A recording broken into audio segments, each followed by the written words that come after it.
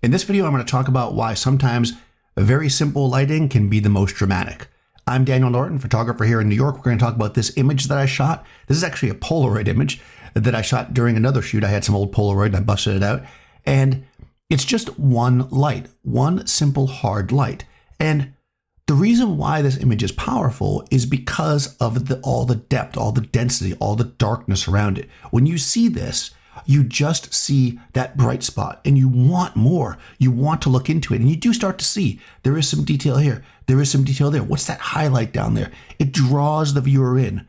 If it was jet black and just her face, it would not be as powerful. The fact it's a Polaroid and kind of has this grayish black really works to me. So for me, sometimes the medium helps. The medium in this case being instant film. You could also obviously jump into a digital file and gray it out a little bit, but there's just something special about this. So knowing I was going to shoot it on the Polaroid, I lit it this way.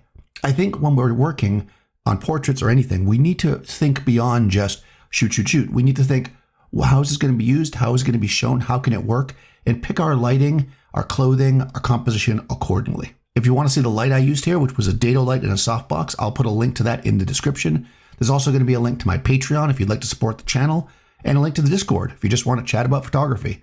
In any case, go ahead, like the video, subscribe to the channel, ring the bell, all those YouTube things, and I'll talk to you soon.